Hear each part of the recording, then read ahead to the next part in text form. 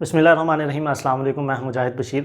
Student C++ का हमारा course है, उसकी डिस्कशन हमारी चल रही है मेमोरी एलोकेशन पे।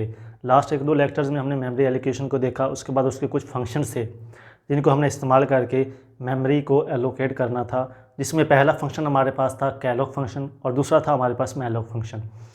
इन दो का हमने इस्तेमाल देखा लास्ट वीडियो में, अगर आपको याद हो। तो आज का हमारा जो टॉपिक है वो है रीएलोक। अब रीएलोक फंक्शन क्या है, इस पर थोड़ी सी हम डिस्कशन कर लेते हैं। थोड़ा सा मैं आपको डिटेल बता देता हूँ तो आपको कंसेप्ट क्लियर हो जाए कि जी हम रीएलोक फंक्शन को आखिर यूज़ क्यों कर रहे हैं, और हम इसको यूज़ कर रहे हैं तो इसका फ़ायदा क्या है और इसका सिंटैक्स क्या है। देखिए, अगर आपको मैं एक छोटी सी एग्जांपल दूं, फ़र्ज़ करें कि हम एक प्रोग्राम लिख रहे हैं यूजिंग मैलोक या कैलोक फंक्शन। हमने कहा है कि जी हमारे पास 20 स्टूडेंट्स हैं, हमने उनकी जो एज है वो स्टोर करवानी है। तो हम क्या करते थे, कैलोक या मैलोक फंक्शन को इस्तेमाल करते हुए 20 जो मेमोरी साइज़ के जो बॉक्सेस थे, या ये कह रहे 20 साइज़ की जो मेमोरी थी, वो हम हीप से लेते थे। और हीप हमें एक चंक मुहैया करती थी या एक ब्लॉक मुहैया करती थी, और उस ब्लॉक का हमारे जो पहला एड्रेस था, पहली लोकेशन का जो एड्रेस था, वो हम एक पॉइंटर के थ्रू मुहैया करती थी, और हम उस पॉइंटर को कास्टिंग करके आगे जाके इस्तेमाल करते थे। फ़र्ज़ करें कि अब हम क्लास के अंदर खड़े हैं और हम 20 जो के साइज़ की जो हीप है, उससे हमने 20 साइज़ की जो मेमोरी ली है उसको एलोकेट किया है, और हम डाटा स्टोर कर रहे हैं। फ़र्ज़ करें कि मैंने 10 किया या 15 किया, 5 से 7 स्टूडेंट्स और आ जाते हैं, और मुझे इस चीज़ की ज़रूरत पड़ गई है कि जी मुझे अब अपनी हीप का साइज़, या हीप के अंदर जो मुझे ब्लॉक मिला है या लोकेशन है मेरे पास, जो मेमोरी है, मैंने उसका साइज़ बढ़ाना है, तो वो मैं किस तरह बढ़ाऊँगा। या दूसरा सवाल ये है कि अगर कुछ स्टूडेंट्स चले जाते हैं, मैंने 10 की 20 की बजाय 15 स्टूडेंट्स की जो कि है एज है वो स्टोर करवानी है, या 15 स्टूडेंट का डाटा स्टोर करवाना है, तो फिर मैं क्या करूँगा। अगर डाउन करते हैं, यानी कि 5 स्टूडेंट्स चले जाते हैं, 20 की बजाय हम 15 करते हैं, तो वो तो काम आसान है, लेकिन फिर इसमें चला जाएगा वो स्टैटिक मेमोरी वाला कि हमारी 5 लोकेशन जो कि थी मेमोरी ज़ाया हो जाएगी। तो क्या इसका कोई हल है या नहीं, कि हम क्या ड्यूरिंग एग्जीक्यूशन प्रोग्राम के चलने के दौरान ही क्या हम साइज़ को कम कर सकते हैं या बड़ा कर सकते हैं। तो जो जवाब है इसका वो तो यकीनन हाँ ही है, क्योंकि हमें प्रोग्रामिंग ने, या जो हमारे प्रोग्राम लिखने वाले थे जिन्होंने ये लैंग्वेज बनाई, उन्होंने हमारे लिए आसानी कर दी और हमें एक फ़ंक्शन और मुहैया किया कि आप इस फंक्शन को इस्तेमाल करते हुए वो जो आपकी साइज़ था, आपकी मेमोरी थी, उसको आप बढ़ा भी सकते हैं और कम भी कर सकते हैं। तो वो जो फंक्शन हमारे पास है वो रीएलोक, जो कि है रीएलोकेशन, यानी कि फिर से उसकी एलोकेशन करना। अब हम इसका सिंटैक्स देखते हैं कि इसका सिंटैक्स क्या है और इसके अंदर क्या क्या चीज़ें अहम हैं। ये चीज़ आपको क्लियर हो जानी चाहिए कि हम रीएलोक का फंक्शन क्यों इस्तेमाल कर रहे हैं। कि हम अगर ड्यूरिंग एग्जीक्यूशन या प्रोग्राम लिखने के दौरान ही हम ये चाह रहे हैं कि जो हमने मेमोरी एलोकेशन की है उसका हम साइज़ बढ़ाना चाह रहे हैं या हम कम करना चाह रहे हैं, तो फिर हम क्या करेंगे, रीएलोक का फंक्शन यूज़ करेंगे। तो चलिए इसका सिंटैक्स देखते हैं, और एक छोटी सी मैं आपको एग्जांपल भी देता हूँ। टॉपिक है हमारा रीएलोक। अब रीएलोक के अंदर इसका जो सिंटैक्स है वो सेम वही है जो हमारे पास दूसरे फंक्शन थे। क्या है, वॉइड स्टार रीएलोक, और अब यहाँ पे हमने इसके अंदर 2 आर्गुमेंट पास करने हैं। अब वो 2 आर्गुमेंट हमने कौन से पास करने हैं, जिस तरह हमने कैलोक फंक्शन के अंदर मैंने कहा कि हम बताते थे कि जी हमें मेमोरी कितनी चाहिए, फिर हम बताते थे कि हमें उस मेमोरी का साइज़ क्या होना चाहिए, कि उसके अंदर हमने डाटा कौन सी टाइप का स्टोर करवाना है, तो उस लिहाज से हमें इतनी मेमोरी चाहिए। मैलोक के अंदर हमने कहा कि जी उसके अंदर भी सेम वही चीज़ थी कि हम उसको बताते थे कि हमें इतना साइज, इतनी मेमोरी चाहिए और इस टाइप की मेमोरी चाहिए। अब चूँकि हम उसकी रीएलोकेशन कर रहे हैं, उसको अपडेट कर रहे हैं, तो उसके अंदर हमें 2 चीज़ें चाहिए होंगी। पहली चीज़ क्या चाहिए होगी कि वो पॉइंटर जो मैलोक या कैलोक के थ्रू हमने उस हीप ने मुहैया किया था, या उसका जो स्टार्टिंग पॉइंट जिसके अंदर उसका एड्रेस था वो हमें मुहैया किया था, एक तो हमें वो पॉइंटर चाहिए होगा, ताकि हमें पता चले कि इस एड्रेस से लेकर हमारी जो स्टोरिंग है, ये जो हमारी मेमोरी है, इस पॉइंट से स्टार्ट हो रही है और ये उसका एड्रेस है। एक चीज़ वो आ गई। और दूसरी चीज़ हमें ये चाहिए कि हमें अपडेट कितना करना है। पहले हमारे पास 20 था और अब हम 25 करना चाह रहे हैं या 30 करना चाह रहे हैं, तो मैं क्या करूँगा कि वो जो दूसरा साइज़ है कि मुझे इतना साइज़ चाहिए, वो चीज़ मैं यहाँ पे मेंशन करूँगा। पहली चीज़ क्या होगी हमारे पास कि प्रीवियस हमारा पॉइंटर, कि जिस तरह अगर आपको लास्ट एग्जांपल याद हो, फ़र्ज़ कोई भी आप ले लें कि हमारे पास एक पॉइंटर है IPTR जिसके अंदर हमारे पास वो एड्रेस मौजूद है, तो यहाँ पे मैं क्या करूँगा, उसका मैं पहले को साइन लिख देता हूँ, सिंटैक्स वॉइड PTR, चूँकि वो हमारे पास जो पॉइंटर होता था वो वाई टाइप का होता था, उसके बाद कॉमा और न्यू साइज़, और दूसरी चीज़ क्या हमारे पास आएगी, न्यू साइज़, और लास्ट में क्या आएगा हमारे पास, सेमी कॉलन।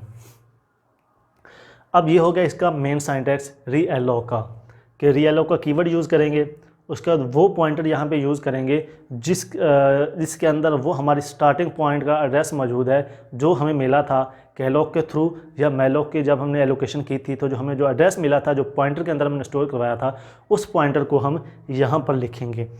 और दूसरी कॉमे के बाद हम लिखेंगे कि अब हम जो अपडेट साइज़ करना चाह रहे हैं वो साइज़ क्या है। अगर पहले हम फ़र्ज़ करें, एक लास्ट वाली एग्जांपल दे देता हूँ मैं आपको कि जी मैंने IPTR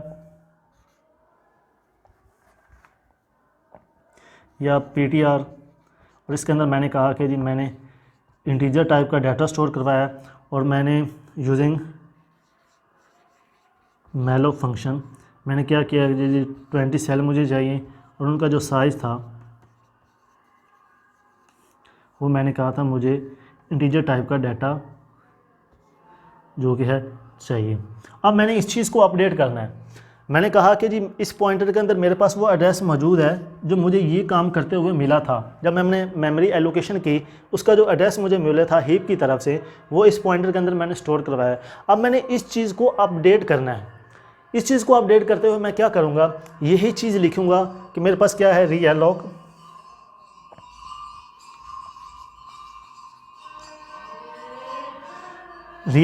उसके बाद ये मैं जो PTR है इसको यहाँ पे मेंशन कर दूँगा, कॉमा, उसके बाद फ़र्ज़ करें कि ये मैंने यहाँ पे 20 कहा था और अब मुझे चाहिए 25, तो मैं क्या करूँगा कि यहाँ पे लिखूँगा 25, क्योंकि मैं इस चीज़ को अपडेट कर रहा हूँ तो क्या करूँगा 25 स्टार और उसके बाद साइज़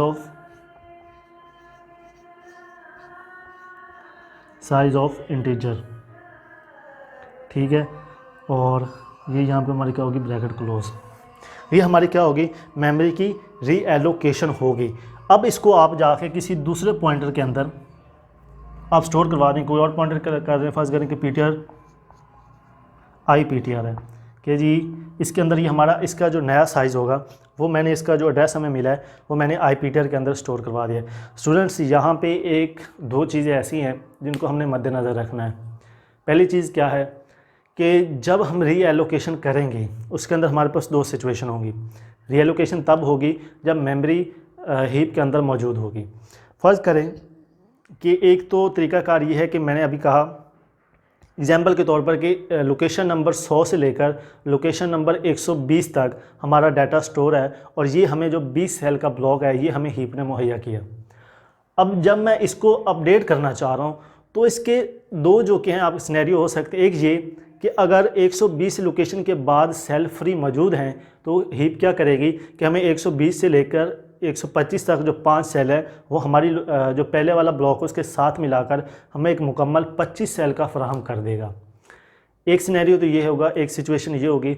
दूसरी सिचुएशन ये है कि फ़र्ज़ करें कि 120 तक तो हमें मिला हुआ है, पहले 120 तक हमें ब्लॉक मिला है, लेकिन अगर 120 के बाद अगर वहाँ पर जगह खाली नहीं है, कोई सेल या कोई मेमोरी खाली नहीं है, तो फिर ये क्या करेगा, फिर रीएलोक फंक्शन क्या करेगा, रीएलोक फंक्शन ये करेगा कि पूरे हीप के अंदर कहीं भी जाकर देखेगा कि 25 सेल एक साथ कहीं पर मौजूद हैं या नहीं।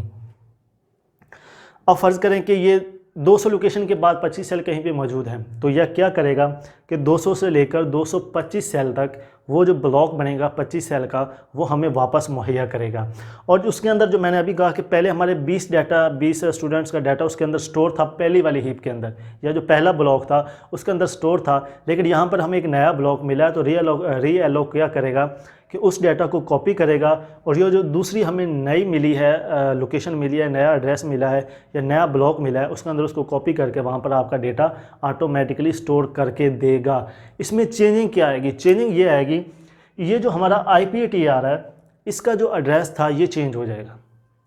इसका एड्रेस क्यों चेंज होगा, चेंज किस हालत में होगा, जब ये दूसरी सिचुएशन आएगी कि पहले वाले हमारी लोकेशन के साथ हमें जगह नहीं मिली, इसलिए हमें जो सारी 25 जो कि लोकेशंस हैं वो हमें एक आगे जाके कहीं पर मिली हैं, तो वहाँ से जहाँ से मिली है हमें वहाँ पे यानी कि 200 पे मिली है तो 200 हमारा पहला पॉइंट होगा या 201 हमारा पहला पॉइंट होगा, तो फिर हमारा IPTR के अंदर 201 का ही एड्रेस मौजूद होगा, वही 100 वाला एड्रेस मौजूद नहीं होगा। ये तो हो जाएगा अपडेट। और उसके बाद हमारा जो पहली लोकेशन थी वहाँ पर जो डाटा मौजूद था रीअलोक, उसको भी कॉपी करके दूसरे ब्लॉक के अंदर ऑटोमेटिकली कॉपी करके हमें दे देगा कि आपका डाटा यहाँ पे मौजूद है।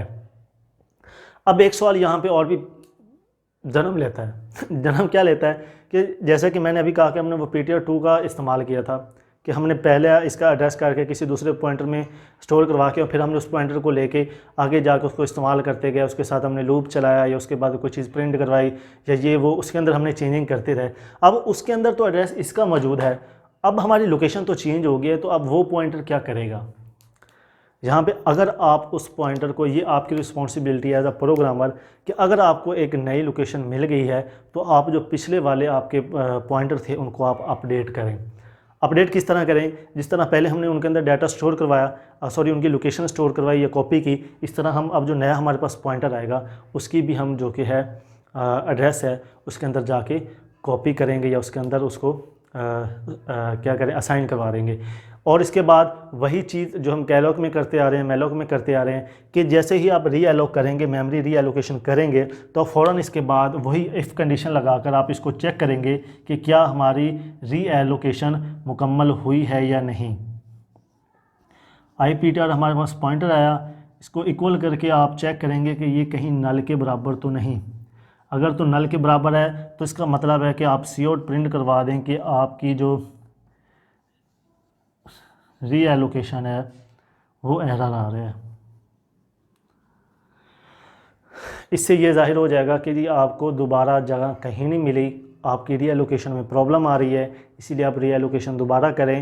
या हीप के अंदर अगर कोई आपके पास हीप के अंदर मेमोरी मौजूद नहीं है तो आप पहले कहीं ना कहीं मेमोरी जाकर फ्री करें, कोई प्रोग्राम बंद करें या जो भी सिचुएशन बनती है कि आपको मेमोरी जब फ्री होगी तब आपको मिलेगी, या हो सकता है कि आपके सिंटैक्स लिखने के अंदर कोई प्रॉब्लम हो। तो यही हमारा आज का टॉपिक था कि अगर ड्यूरिंग एग्जीक्यूशन, ड्यूरिंग प्रोग्रामिंग काम चलने के दौरान ही हमें मेमोरी का साइज़ बड़ा या छोटा करना पड़ जाता है तो हम क्या करेंगे कि हम रीअलोक फंक्शन का सहारा लेंगे। और रीअलोक फंक्शन का हमने सिंटैक्स बताया सेम वही कैलोक और मेलोक फंक्शन वाला हिसाब से ले, चूँकि ये भी एक स्पेशल टाइप का है, हमें स्पेशल, चूँकि मकसद इसका क्या है, एलोकेशन करना। जैसे ही एलोकेशन होगी हमें एक पॉइंटर का एड्रेस मिलेगा और वो पॉइंटर का एड्रेस किस टाइप का होगा, वॉइड का। हमने उसकी क्या करनी है, कास्टिंग किस में करनी है, जिस तरह का हम उसके अंदर डाटा स्टोर करवाएंगे। ये रीअलोक का सिंटैक्स है कि रीअलोक के हम क्या करेंगे, उसका कीवर्ड यूज़ करेंगे। पैरेंथेसिस के अंदर हमने दो चीज़ें उसको देनी है। पहली चीज़ क्या देनी है, वो पॉइंटर जिसके अंदर हमारा वो एड्रेस मौजूद है जो हमने मेमोरी एलोकेशन, चाहे कैलोक का फंक्शन आपने इस्तेमाल किया था या मेलोक का, उसके थ्रू हमें जो पॉइंटर के अंदर हमने एड्रेस स्टोर करवाया था उस पॉइंटर को हमने यहाँ पर मुहैया करना है कि जी ये हमारा पॉइंटर है और यहाँ से हमारी लोकेशन पहले वाली स्टार्ट हो रही है और इससे आगे हमें नई लोकेशन या नया सेल या नई मेमोरी चाहिए, वो यहाँ पे देंगे। उसके बाद नया साइज़ बताएंगे। नया साइज़ इस तरह बताएंगे जी पहले हमारे पास 20 साइज़ की मेमोरी थी, अब हमें 25 की या 30 साइज़ की मेमोरी चाहिए, तो वो आप यहाँ पे साइज़ मेंशन करेंगे। इसके अंदर मैंने कुछ वैल्यूज़ पुट की हैं। ये मैंने आपको पिछली एक एग्जांपल दिया है कि फ़र्ज़ करें कि मैंने ये 20 साइज़ की मेमोरी एलोकेशन की थी जिसका मैंने एड्रेस स्टोर करवाया था PTR के अंदर। इसकी मैंने कास्टिंग की थी इंटीजर डाटा टाइप के अंदर। मेलोक किया, मैंने कहा कि जी मुझे 20 साइज़ का इंटीजर टाइप के जो 20 साइज़ का है ना वो मेमोरी चाहिए। तो मैंने इसको क्या किया, इसके अंदर इसका एड्रेस स्टोर करवाया था, हमारे पास 20 सेल मौजूद थे। अब इस चीज़ को मैंने सिर्फ चेंज करना है, यहाँ पे 20 है तो इसके ऊपर मैंने क्या करना है 25 करने का तरीका क्या ये है कि हमें एक नया पॉइंटर मिलेगा। उसके बाद रीअलोक का कीवर्ड हम यूज़ करेंगे। रीअलोक का कीवर्ड यूज़ करने के बाद PTR, यही PTR जिसके अंदर हमारा पहले वाला एड्रेस मौजूद था उसको यहाँ पे लिखेंगे, कॉमे का इस्तेमाल करेंगे। उसके बाद अपडेटेड साइज़, कि आप नया साइज़ क्या रखना चाहते हैं। मैंने कहा जी मैं 25 साइज़ रखना चाहता हूँ, मैंने यहाँ 25 लिखा, यही चीज़ स्टार का साइन। उसके बाद मैं ये बताऊँगा कि मुझे डाटा किस चीज़ का, कौन सी डाटा टाइप का चाहिए, वो मैंने यहाँ पे मेंशन किया कि मुझे जी इंटीजर डाटा टाइप का जो सेल है वो चाहिए और उनका साइज़ 25 होना चाहिए। जैसे ही ये करूँगा तो ये चीज़ क्या हो जाएगी, अपडेट, वही चीज़ वही हर काम में हम करते हैं। कैलॉग में भी किया, मेलॉग में भी किया कि जैसे आप मेमोरी एलोकेशन करेंगे फ़ौरन उसके बाद आपने चेक करना है कि मेमोरी एलोकेशन मुकम्मल हुई है या नहीं। चेक करने का ये तरीकाकार है कि जो हमें पॉइंटर वापस मिलता है हीप की तरफ से, उसके अंदर दो वैल्यूज़ मौजूद होती हैं, एक तो 0 होती है और एक नल। अगर तो नल मौजूद है इसका मतलब है कि मेमोरी एलोकेशन नहीं हुई, तो आप उसको नल के साथ कंपेयर करके देख लें उस पॉइंटर को। अगर तो नल है तो मेमोरी एलोकेशन नहीं हुई, अगर नहीं है तो इसका मतलब है कि आपकी मेमोरी एलोकेशन मुकम्मल हो गई है। तो इस तरह आप अपने जो कि साइज़ है वो बढ़ा सकते हैं। और एक सिचुएशन मैंने बताई थी कि अगर आपकी पहले वाली मेमोरी के साथ ही आपको सेल मिल जाते हैं तो सबसे बेहतर है, आपको कोई चेंजिंग करने की ज़रूरत नहीं है। अगर आपको कहीं और जाके कोई मेमोरी मिलती है 25 सेल की, चूँकि हीप के अंदर आपको एक सीक्वेंस के साथ इकट्ठी मेमोरी मिलेगी, अलग-अलग नहीं मिलेगी, क्योंकि हीप के अंदर जो डाटा है हम एक सीक्वेंस के साथ स्टोर करवा सकते हैं। अगर कहीं और पे आपको मेमोरी मिलती है जाके, तो इसका मतलब ये है कि जो पहले वाला हमारी मेमोरी थी उसमें से जो डाटा स्टोर था, रीएलोक क्या करेगा, वो डाटा उठाएगा, कॉपी करेगा उसको और नई मेमोरी के अंदर स्टोर करवा कर आपको वो 25 का जो अपडेटिंग साइज़ है उसके जो ब्लॉक है वो आपको वापस मुहैया कर देगा। इसके साथ साथ जो आपका पॉइंटर था उसका एड्रेस भी ऑटोमेटिकली चेंज हो जाएगा, क्योंकि हमारी लोकेशन चेंज होगी। हम यहाँ से फ़र्ज़ करें कि लाहौर से इस्लामाबाद चले गए हैं तो हमारी लोकेशन ऑटोमेटिकली क्या हो जाएगी, चेंज हो जाएगी। तो चेंज होने के बाद ही हमारे उस पॉइंटर का जो एड्रेस था वो भी चेंज हो जाएगा। इसके बाद प्रोग्रामर की रिस्पॉन्सिबिलिटी बनती है कि अगर आपने ये जो पहला पॉइंटर था उसको किसी और पॉइंटर के थ्रू उसके अंदर आपने कोई वैल्यू स्टोर करवाई हुई थी, जिस तरह मैंने लास्ट एग्जांपल में किया था हमने कि PTR2 के अंदर हमने इसकी वैल्यू स्टोर करवा के कॉपी करके उसको हमने आगे इस्तेमाल करते हुए इंक्रीमेंट किया या डाटा स्टोर किया या प्रिंट किया, उसको स्टोर किया। अब ये नहीं हो सकता कि उसके अंदर तो पहले वाला जो एड्रेस है मौजूद है PTR2 के अंदर, यहाँ पर आपका एड्रेस चेंज हो गया, तो आपने क्या करना है कि उसका एड्रेस भी आपने अपडेट कर लाजमी करना है। तो ये हमारा आज का टॉपिक था। उम्मीद करता हूँ आपको अच्छे से समझ आया होगा। फिर भी अगर आपको कहीं पे कोई कन्फ्यूजन है, किसी चीज़ की समझ नहीं आई, मेरे तरीक़ाकार में आपको समझ नहीं आई, अच्छा नहीं लगा कि आपका तरीक़ाकार ऐसा होना चाहिए बोलने में या समझाने में, तो आप अपना फ़ीडबैक हमें ज़रूर दें ताकि हमें पता चले कि हमें किस चीज़ की इम्प्रूव करनी चाहिए, इम्प्रूवमेंट होनी चाहिए हमारे अंदर, या हमें डिलीवर करने में क्या क्या चीज़ें और शामिल करनी चाहिए। तो ये आपने हमें लाजमी बताना है। तो इंशाल्लाह हमारा जो नेक्स्ट लेक्चर है उसके अंदर हमारे पास दो फंक्शन और मौजूद हैं, एक है मेमोरी लीक और एक है डेंगलिंग पॉइंटर। तो इंशाल्लाह हम उनको डिस्कस करेंगे। और लास्ट रिक्वेस्ट ये कि अगर आप चैनल पर नए हैं तो चैनल को ज़रूर सब्सक्राइब करें ताकि जो भी हमारी अपडेट हो, जो भी लेक्चर अपलोड करें वो आपको टाइम पर मिलता रहे। तो इंशाल्लाह नेक्स्ट वीडियो में मिलते हैं। अपना ख्याल रखिएगा। अल्लाह हाफ़िज़।